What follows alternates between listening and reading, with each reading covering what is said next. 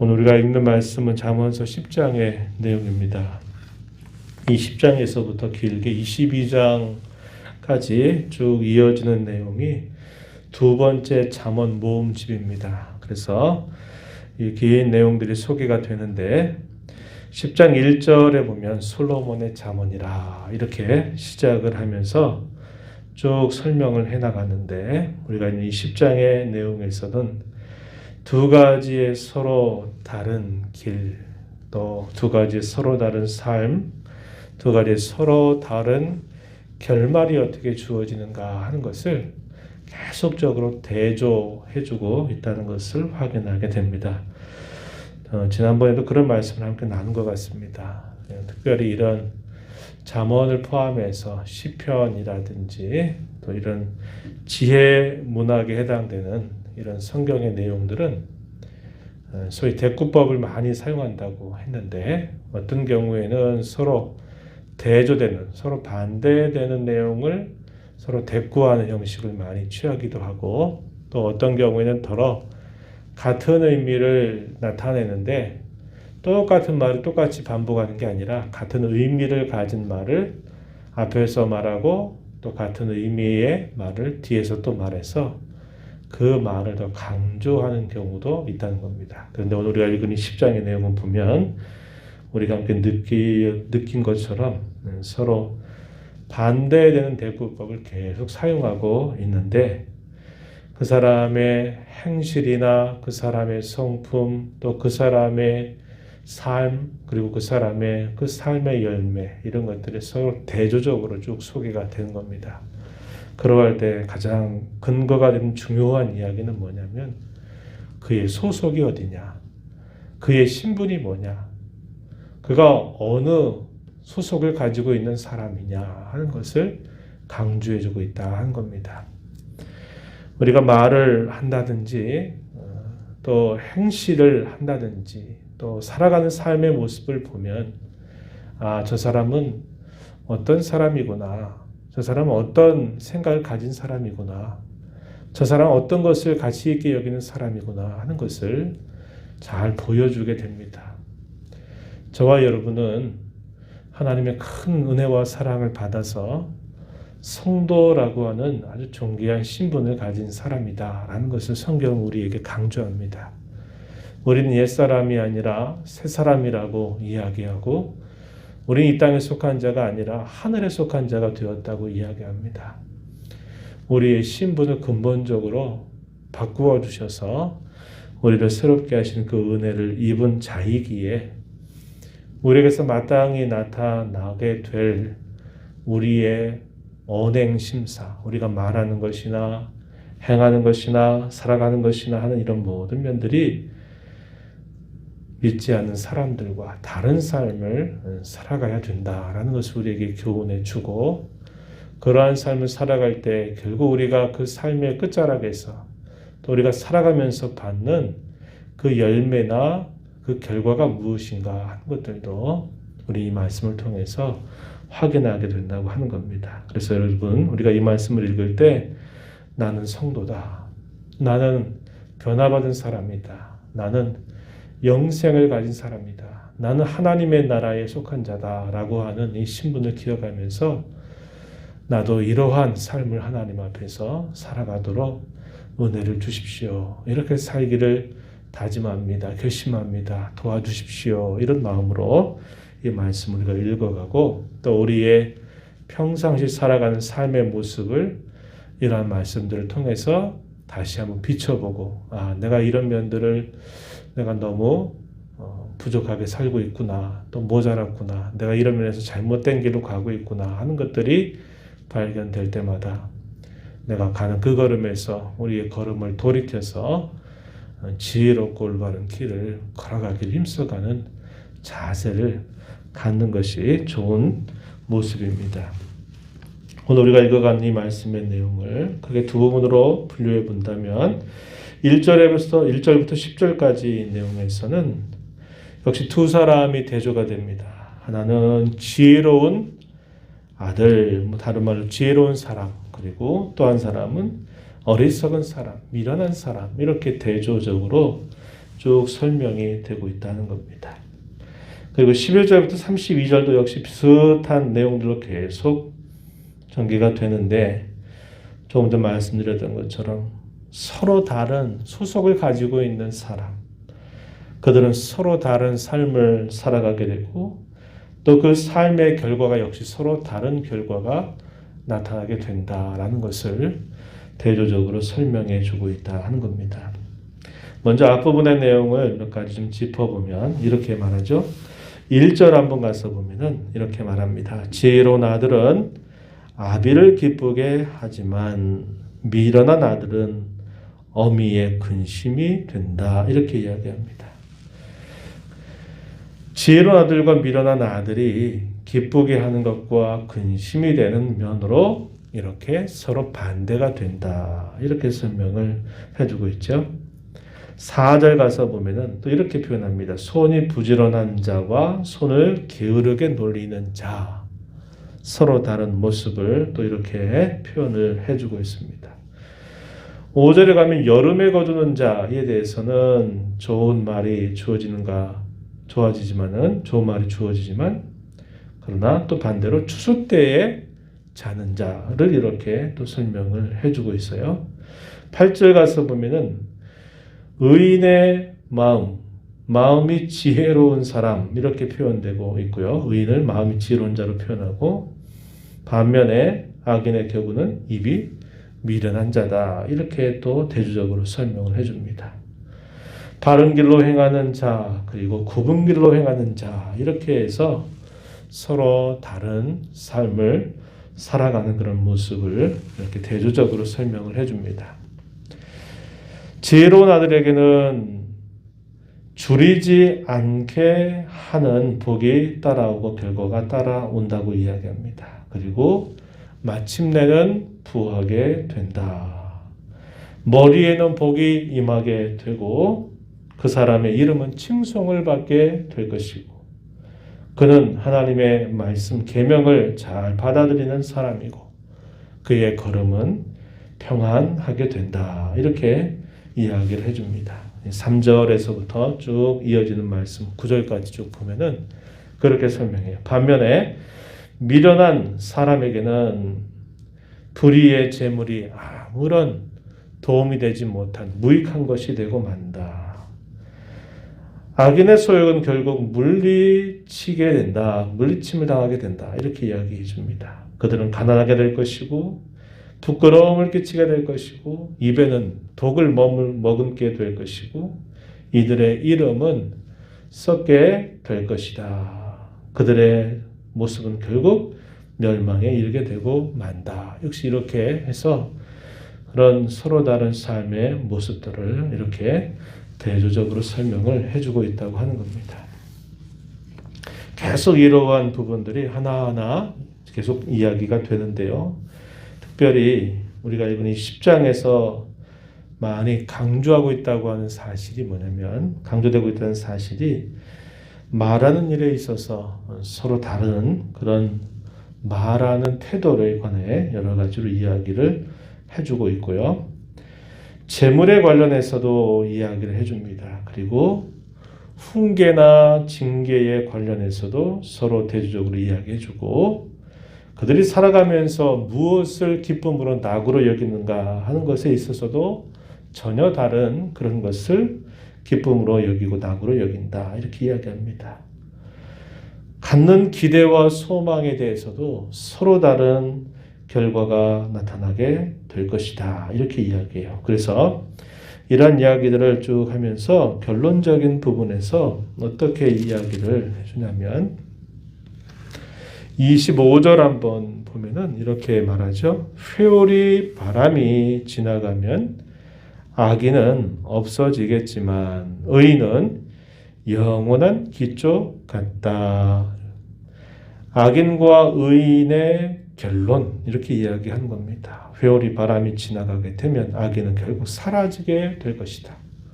그러나 의인은 영원한 기초와 같다. 이렇게 이야기해 주죠. 30절 가서 보면 이렇게 말합니다. 의인은 영영이 이동되지 아니하여도 악인은 땅에 거하지 못하게 된다. 결국 악인들은 멸망에 이르게 될 것이고 의인은 영원히 이동되지 않는다. 요동하지 않는다. 이렇게 이야기를 해줘서 결국 이렇게 서로 다른 삶을 살아가는 삶의 그 결말은 이렇게 되고 만다. 이렇게 말하는 겁니다. 이걸 쉽게 요약하면 무슨 말일까요? 의인은 번성하게 되지만 악인은 결국 망하게 된다. 이것이 이 잠언 10장에서 우리에게 분명하게 말해주고 있다는 겁니다. 이러한 내용들에 있어서 조금 전에 말씀드렸던 것처럼 이 말에 관해서 많은 부분들을 강조하고 있는 겁니다.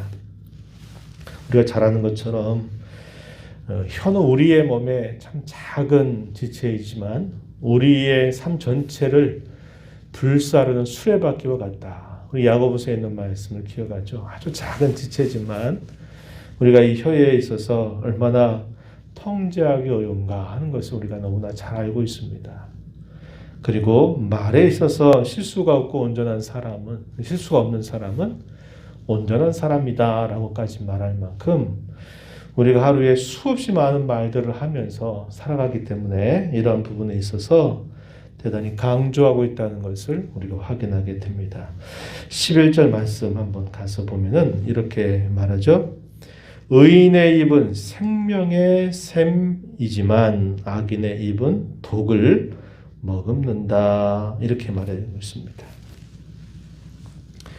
의인이 결국 말하는 것에 있어서 딱 결론적으로 중요하게 이야기하는 부분은 의인의 입은 생명의 샘, 생명의 근원이 돼서 살리고 치유하고 세워주고 하는 그런 모습으로 나타나지만 악인은 말을 해도 그 말 속에 독기가 품어져 있다는 거죠.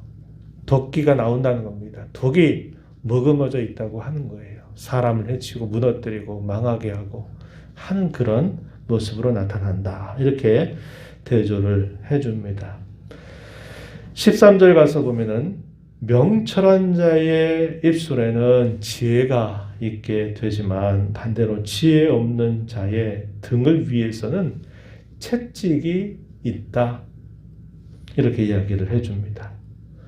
14절 가서 보면은 지혜로운 자는 지식을 갖게 되지만 미련한 자의 입은 결국 멸망에 이르게 된다. 이렇게 이야기를 해주죠. 19절 보면 또 이렇게 말합니다. 말이 많은 사람은 결국 허물을 나타내게 되고 말지만 그 입술을 잘 제어하는 사람은 지혜가 있다. 이렇게 이야기를 해줍니다. 또 20절에서도 보면은 의인의 혀는 수능과 같지만은 악인의 마음은 가치가 적다라고 이렇게 또 이야기해줘요. 그래서 이 말에 관련해서 여러 절들에서 서로 대조적으로 쭉 이야기를 해주고 있습니다. 이 말은 우리가 그만큼 많은 말들을 하면서 우리가 그 말로 인해서 어떠한 결말이 가져다 줄 수 있는지 하는 부분들을 우리가 교훈 받게 된다고 하는 것이죠. 그래서 항상 우리가 이 말에 하는 데 있어서는 늘 조심하고 늘 또 생각하고 또 제어하고 하는 이런 자세를 잘 갖는 것이 중요하고 어떤 말을 할 때는 그 목적이 세우고 살리고 하는 쪽으로 그 말을 잘 하는 것이 대단히 우리에게 필요하다는 겁니다. 어떠한 말들이 결국은 거기에 뭔가 덕이 있으며 있고 거기에 뭔가 안 좋은 것들이 마치 있는 것처럼 우리가 그렇게 말하는 일들에 있어서 대단히 조심해야 됨을 우리가 이런 말씀을 통해서 확인하게 되죠. 15절 가서 보면은 재물에 관련해서도 또 이야기 16절, 특별히 16절 보면 이렇게 말합니다. 의인의 수고는 생명이 되겠지만은 악인의 소득은 결국 죄가 되고 만다. 이렇게 재물에 관련해서도 이야기를 해줍니다. 또 17절 가서 보면은 훈계를 지키는 자는 생명길을 가게 되지만은 징계를 버리는 사람은 그릇 가게 된다. 이렇게 역시 대조적으로 설명해줘요. 23절 가서 보면 어떤 걸 낙으로 기쁨으로 여기느냐. 미련한 자가 낙으로 여기는 것은 악을 행하는 것을 낙으로 여긴다는 겁니다. 죄를 범하는 것을 기쁨으로 여긴다는 거예요. 그러나 명철한 자가 기쁨으로 여기는 것은 결국 지혜를 낳는 것이다. 지혜를 가지는 것이다. 그것을 낙으로 기쁨으로 여긴다고 이야기를 해줍니다. 24절에 보면 기대와 소망에 관련해서 악인에게는 무엇이 임하느냐. 자기가 두려워하는 것이 임하게 되지만은 의인에게 있어서는 자기가 원하고 바라는 것이 결국 성취된다. 이렇게 이야기를 해줍니다. 내가 악을 행하면 이런 일들이 혹시 나타나지 않을까? 이런 일들이 없었으면 좋겠다. 내가 죄를 보면서 그 죄값을 받게 되는 것에 대해서는 항상 두려워하죠. 그냥 그런 일 없이 들어갔으면 좋겠다. 그런데 지나고 나서 보면은 결국 자기가 행한 죄값이 결국 자기가 두려워하는 것이 결국은 임하게 된다는 겁니다.